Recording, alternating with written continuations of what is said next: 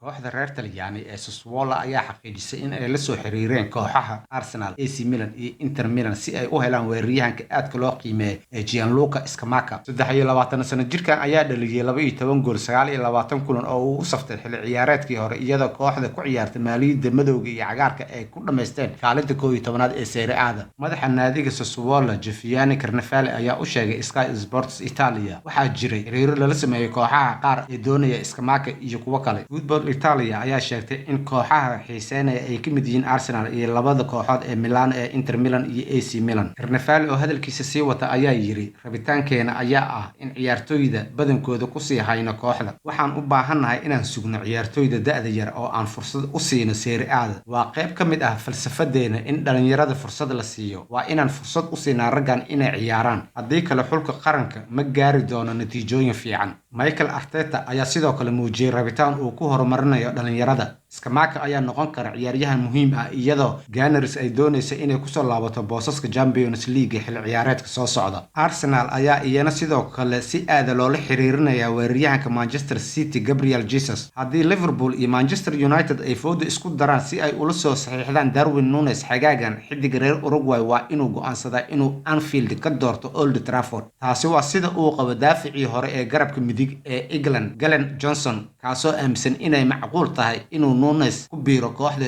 Jurgen Klopp ka hor United iyagoo isha ku haya koobab badan xilli ciyaareedkan soo socda, laakiin waxa ay seegtay koobabka Premier League iyo Champions League bishii ugu dambeysay. Marka la barbar dhigo, Red Devils ayaa ku dhameysatay dhibcaha ugu hooseeya abid ee Premier League iyagoo urursaday kaliya 58 dhibcood 38 kulan oo ay ciyaareen. Si ka duwan sida Liverpool, United ayaa ciyaari doonta Europe League xilli ciyaareedka soo socda halkii ay ka ciyaari lahayd heerka ugu sareeya ee kubadda cagta Yurub. Weeraryahanka Benfica ayaa dhaliyay 34 gool 41 kulan oo uu saftay tartamada oo dhan xilli ciyaareedkii hore oo ay ku jirto 2 gool oo ka dhaliyay Barcelona tartanka Champions League. Mar wax laga weydiiyay sababta Núñez uu uga dooranayo Liverpool Man United, Johnson wuxuu qiimeeyay sababta uu u dooranayo kooxda Klopp bedelkii uu ku biiri lahaa kooxda Erik ten Hag. Waxa uu u sheegay waxaad u malaynaysaa in Núñez uu ku wajahan yahay Anfield haddii uu u dhaxeeyo Liverpool iyo Manchester United. Sida aan ognahay, Manchester United ma laha awoodday hore u lahaan jirtay. Waxaa jirta waa haddii Manchester United ku soo wacdo markaas jawaabtu ay ahaan jirtay haa, balse xaaladdu hadda maahan. Marka haddii Liverpool iyo Manchester United